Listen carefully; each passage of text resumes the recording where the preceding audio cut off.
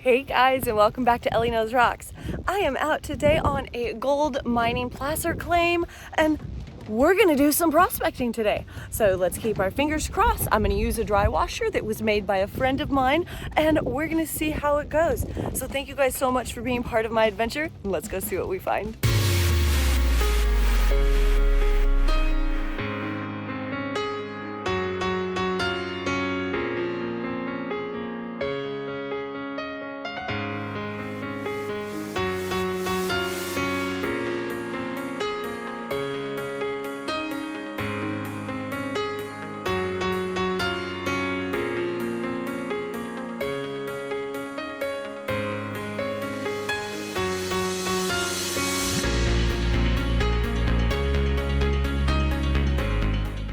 So I am headed up the hill to meet Mike, who is already there and set up with his dry washers that he makes from scratch.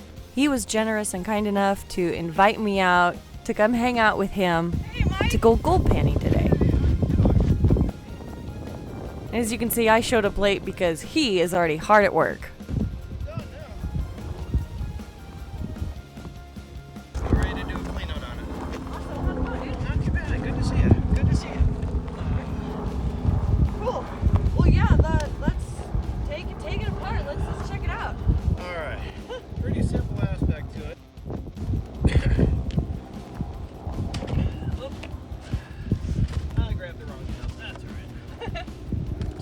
Takes off the tray, pull the tray out, dump out what you hope is some cool stuff in there. That's it. Check, make sure I don't have any spiders hanging in there. Oh, so that's your little, that's your flap in there. Yeah. Wow, okay guys, so this is the inner workings of this, and Mike makes these. So this is where you got your little air flap in here. And you know, the air comes in, you're moving air around, so they're pretty light and whatnot. I think it weighs 15 pounds total. And it's a great little machine to take out. That's all there is to it. Do you want to explain to everybody what you're doing? Running the bellows, pulling the cord to close the bellows, forces the air in through the dry washer up through the ripple tray, which I've got to open that up. Oh, and you can close yours off. Yep. He makes these, guys. See, here's his name right here. And you'll be able to see the link in the bio, but look how cool that is. These are made to order, so these are all kind of slightly customized. Do they come in different sizes? Every one of them is custom. I do have 2 sizes of the puffers, and I also have a blower size. They're all redwood, made to order. I don't have parts sitting around that you order one, I start building them. This does not have any material going. That is a piece of cake though. I mean, that's pretty easy. So you don't need any gas. It's really quiet, guys. Nice thing with the puffer too is that if you stop, you don't have to worry about doing a clean out. The material's not going anywhere.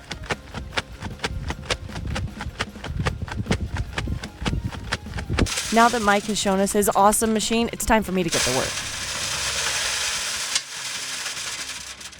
So I'm classifying dirt, putting the bucket from this area here. And then we're going to run it through the tiny dry washer that is homemade from one of our friends. We'll see how well it works. We are using Mike's classifier, and which makes it a lot easier, so you just don't scoop up the dirt and then throw it in the dry washer, because then it needs to be classified first, otherwise you just have a ton of different rocks and no way. Yeah. So there's just a little bit of physical labor. This is my first time using this new dry washer, so I need 5 buckets of this dirt in order to make a 5-bucket run. Sometimes I'll double scoop things just to make sure I'm getting everything out of the dirt that I can. Now this dry washer is super tiny. It's meant so that you can backpack it in or take it in a small vehicle or a side-by-side to the area that you'll be mining. So it doesn't have a lot of stability, so you can't rest the bucket on it like you would a keen. So there's a little bit more physical labor in it. And like I said before, this is the first time we're using this, so we're still getting angles correct on it and our flow, which we had major issues with because there's no feed gate. So we ended up using large rocks to slow down the feed. Otherwise, all of our dirt, as you could see, was just flowing right through as fast as we would pour it in, which is never a good idea. Dry washing is already the most inefficient way to get gold, so you really want to give it as many chances to get caught as you can without it surfboarding off of your riffles. So this is what we're doing right now, trying to gauge what we're going to do for a feed gate out in the field. So Dan and I start working through some of the issues that we are having with dry washing, such as the surfing, which is never a good sign when all your dirt just floats off of each other. So to save dirt, I keep shoveling it in the top from stuff that's already surfed off, and Dan was adjusting the blower to see if we can get the right ratio of air to dirt and all of the above. As it being a smaller dry washer, there's not a lot of vibration, so you have to be very careful. As you can see, like using any dry washer, I am absolutely covered with dust. Shirt, face, braid, yuck. We make him do the work.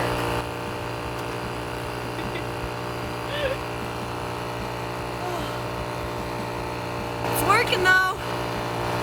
We modified it a little bit, putting rocks in between the gap. It started to work a little bit better so that the material didn't flow down as quickly. So now we're getting a good feed. Sometimes when you're in the field, you just have to modify. You have to make it work. So this time making it work was bridging the gap to create a feed gate made of rocks. I'm sure it's not the first time somebody's done it, but it definitely slowed down the feed so that we stopped surfboarding and we got a good result. The good thing about working in nature is that it always provides. You just have to be smart enough to utilize what's out there until you can get home and really fix it well. Now, I had been the one working in the pile, so I just wanted to sit down, enjoy the miniature breeze that we had there, and take a break. And I decided to film myself, so hi. Since we're in Arizona, guys, you bring your own water. Yes, sir. You can't rely on anything else. If you're running a dry washer, you shouldn't need any more than 5 gallons of water. There you go. Put in some sort of release agent, something to break the surface tension. If you're running a recirc system, you want to use some sort of flocculant, something to help get everything to settle. I use jet dry, or whatever it was. A couple of drops. Because believe it or not, gold is hydrophobic. It repels water. If the surface tension in the water is broken easily, the gold will sink. However, as long as the gold is lighter than the upward force of the surface tension, the gold will float. People think that gold is heavy enough always that it will sink no matter what. That is not true, and you can prove it to yourself when you find gold and bringing the water back. That surface tension is so tight that the gold will indeed just sit on the top till the surface tension is broken and then will fall. Let's see what we got. Let's see what the puffer came up with. Oh, and so you got a little pre-screen in there. That's cute. That's cool. I always bring my concentrates home, just in case I'm missing anything out panning. There you go. So, and you repan? I repan it at home, but I run it through a little, I don't know, 1/8 inch screen. Little sandbox screen is what it is. But if there's any gold that's large enough that won't fit through here, I should be able to see it right away. Oh yeah, that's pretty fun.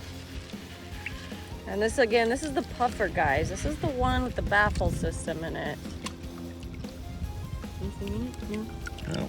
Oh, it's dirt. But now I don't have to bring that stuff home. Yeah, for sure.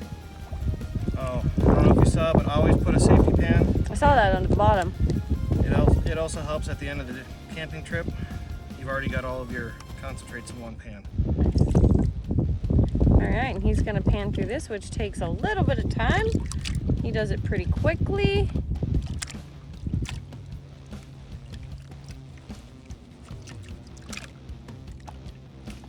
Geez, you are going through that real fast. That scares me to go through it that fast. I am so slow. The more you do this, the quicker you realize that once everything's wet, it drops. Oh, I know, but I'm still such a chicken. And believe me, I will go through something so extremely slow because I really want to find color so bad. I'm so scared of losing it. Yeah. And usually I'm using somebody else's water, someone else's stuff. So whatever I miss means they're going to get. That's true. You hear that sadisticness, guys? What is this? That's just Oh, it's just a weed. Sorry, that was weird. a little root. Little something on there. Waiting for it to turn around and go, I am Groot. I am Groot.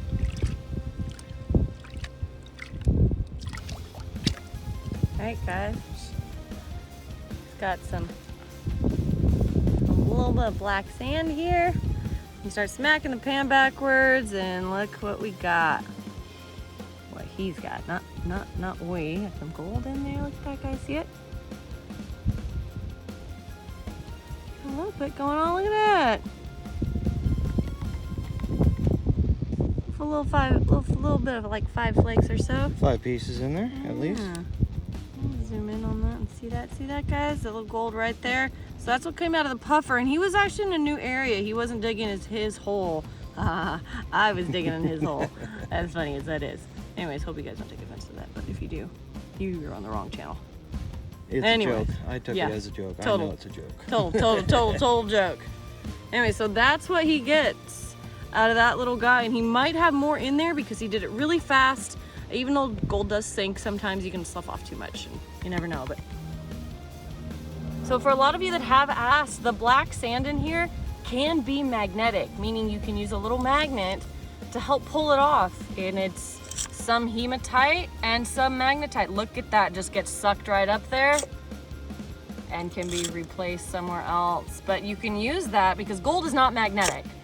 So you can use it to help, like, just remove your black sand if you worried about any of it. And see, he just removes it and puts it away. You do have to be a little cautious because sometimes these type of magnets, the black sand can actually grab onto the gold. Yep. So it can actually pick some of that stuff up. That's why you always want to save all that stuff. Yes, and so if you're gonna repan it especially, you gotta be super careful. And so you're just gonna use a sniffer bottle right here and blow some of that black sand away because it is a little bit lighter than the gold, of course. And then suck up his gold. There it goes. Pretty cool, huh? Okay. So we're using a pre-screen so that we can get out any larger gravel, or if we're lucky, pickers, like big ones, like nuggets.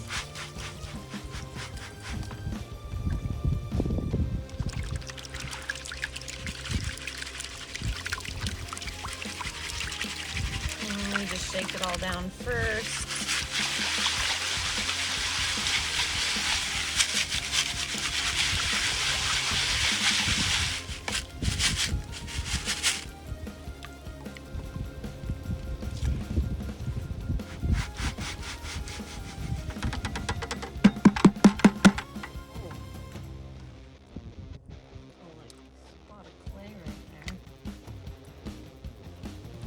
Inside here too.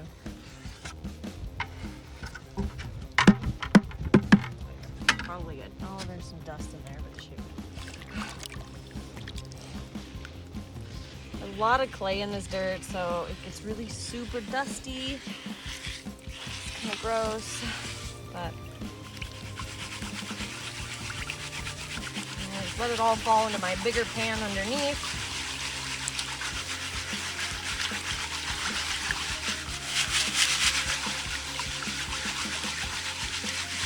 I can still feel it falling out of the bottom, so.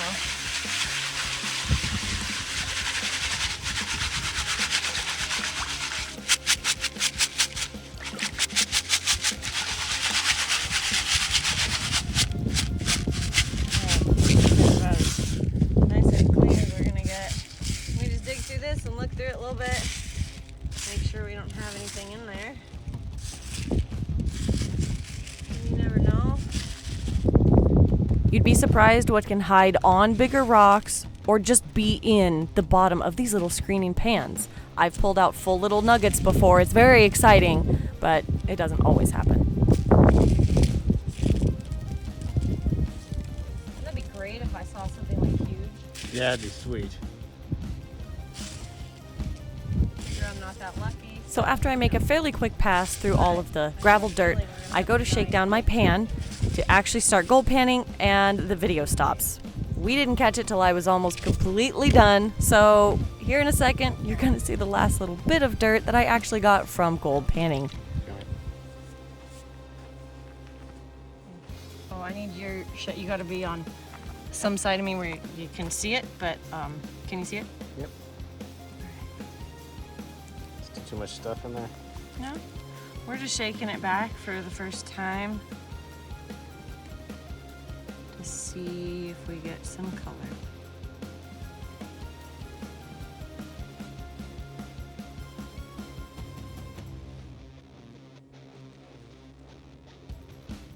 Oh, there's one little teeny tiny flake right there.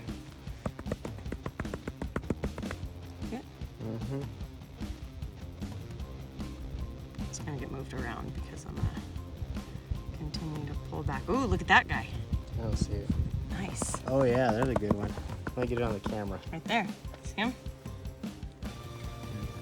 Isn't that nice? We got a nice zoom in. All right, let me pull this back. We'll start recording and get the bottle. Yeah, let me see if there's any more. Oh yeah, nice. Look. Oops. See? Oh, yeah. Oh, it kind of walked up the pan. Mm-hmm. See, there's some nice little pieces in there.